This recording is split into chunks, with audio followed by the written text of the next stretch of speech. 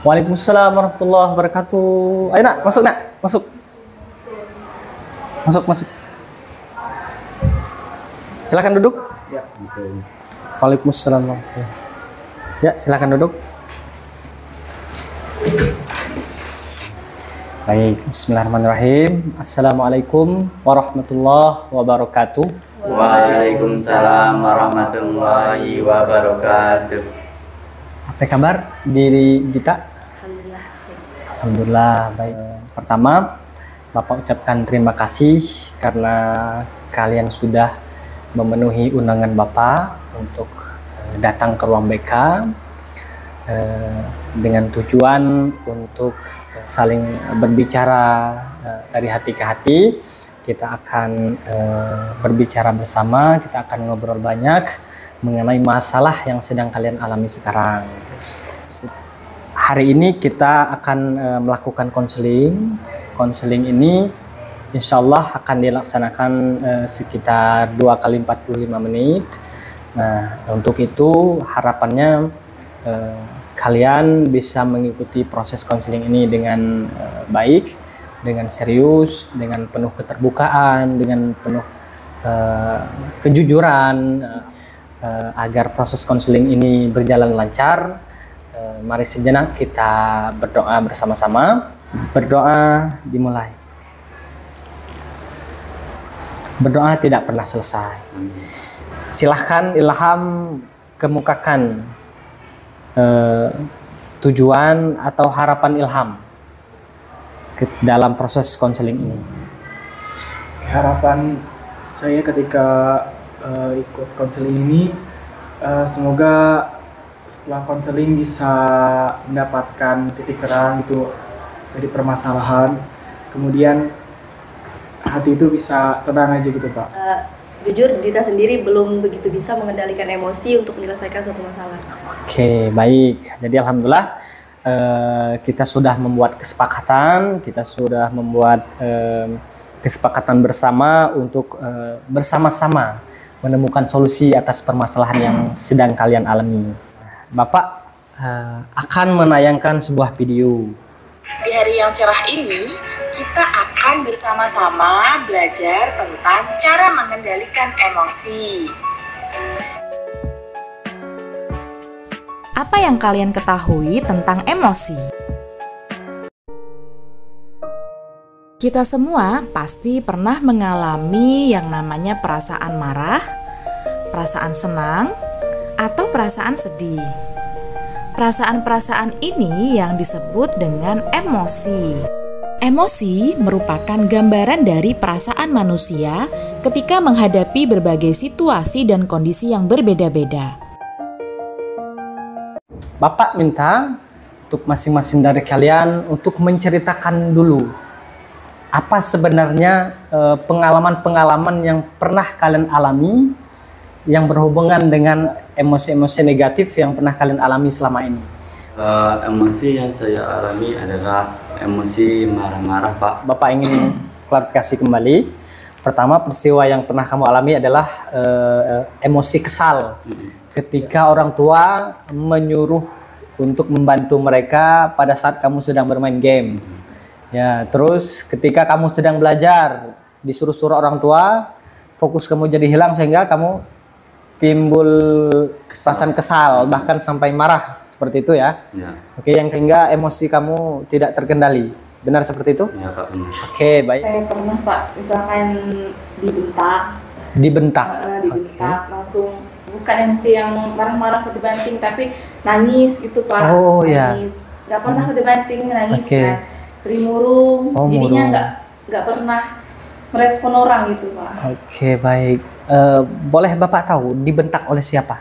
Misalkan dibentak orang tua, Orang tua, oke. teman. Teman. Oke. Jadi kan nggak bisa terkendali kan nangis. Iya, iya. Nggak pernah dibanting. Oke, nggak pernah banting-banting ya. Iya. Oke. Oke, baik. Bapak ingin klarifikasi sedikit berbeda dengan Subhan. Kalau Cindy ini punya pengalaman bahwa ketika dibentak itu bahkan tidak membalas bentakan, tetapi dengan murung ya, Iya, nangis. dan menangis sendiri. Di sini Cindy kalau dibentak tuh nggak ngelawan, nggak ngerespon. Nah, kalau Dita tuh tergantung yang ngebentak siapa. Nah, kalau yang ngebentak itu masih seumuran, nah itu Dita sering ngebalas bentakan. Nah, pas masih di depan orangnya Dita tuh masih ngebalas bentakan. Tapi nanti pas pulang Dita jadi kepikiran, nangis kayak merasa bersalah. Merasa gitu, bersalah. Nah, Oke, baik. Nah, Menarik. terus, Baik, menarik nih Dita ini sepertinya emosi yang sering dialami itu perasaan bersalah yang berlebihan seperti itu.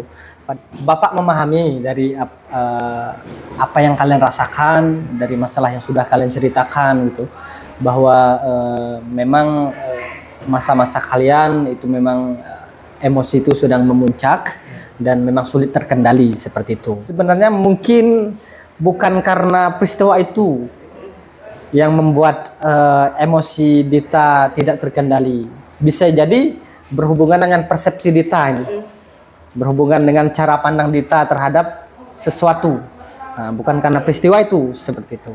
Kalau untuk masalah nangisnya itu lumayan berkepanjangan. Biasanya Dita tuh kepikiran kalau sebelum tidur. Nah, jadi otomatis jam tidur juga terganggu. Nanti nangis bahkan bisa sampai jam 2, jam 3 gitu. Sampai jam 2, jam 3. Selama itu.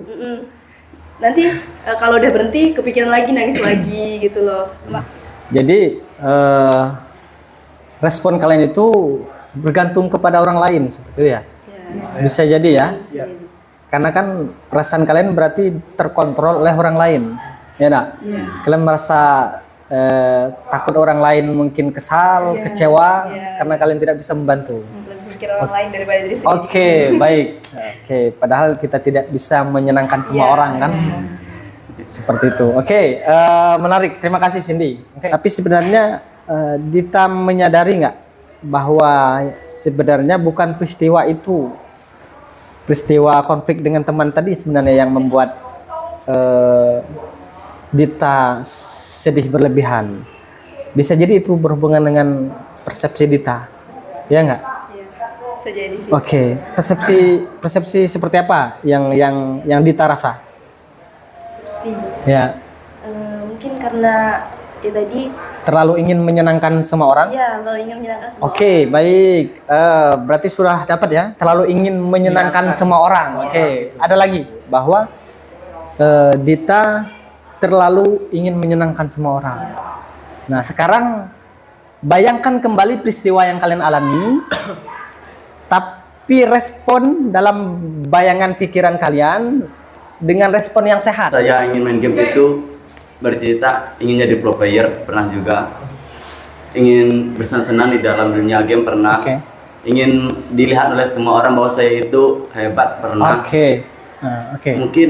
Nah, itu pikiran irasional itu. Ingin tampak hebat di depan semua orang.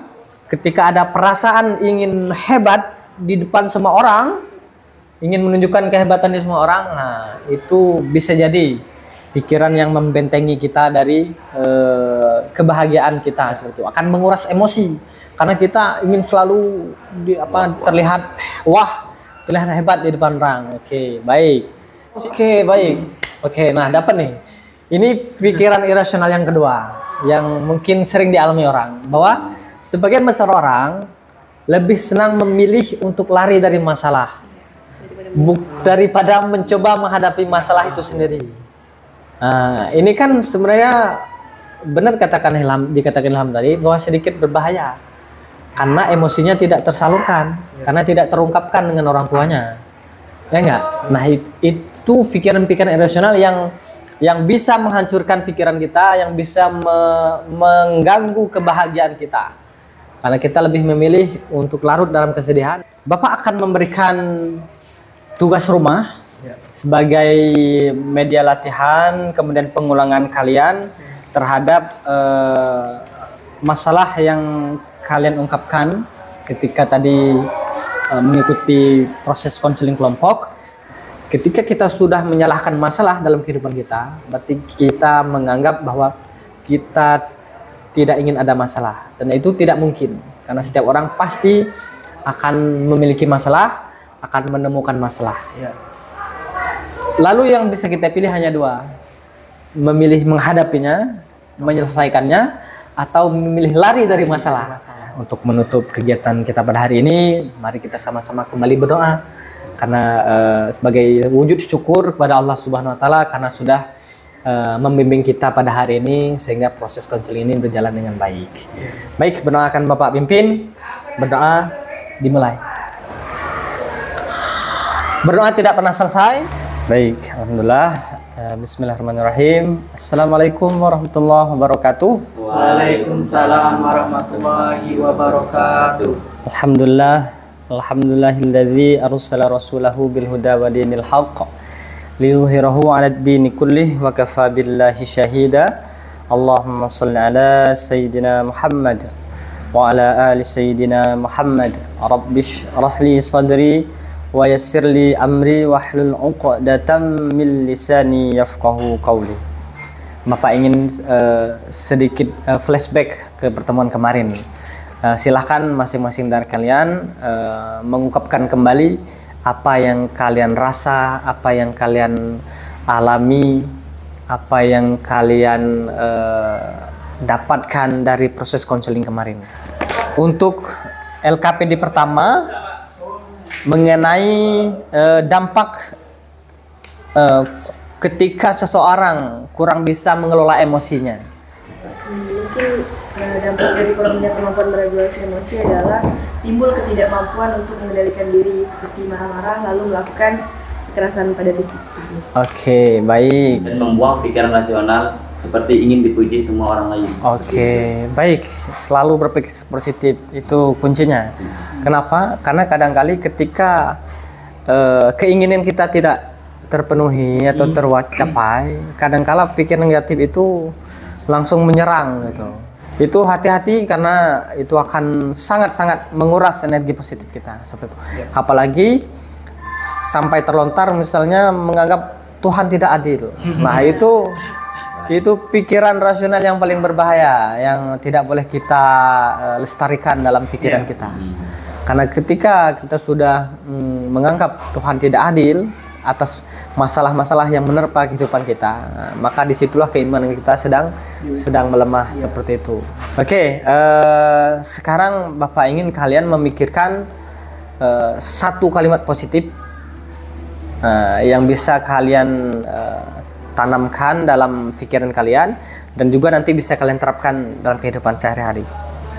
Jika bertemu dengan masalah, hadapi, jangan malah lari. Oke. Berkata jujur itu lebih baik karena dari jujur kita mendapat ketenangan dan kebahagiaan. Masalah dalam hidup kita adalah 10% dari rencana Allah dan sisanya 90% adalah cara kita meresponnya.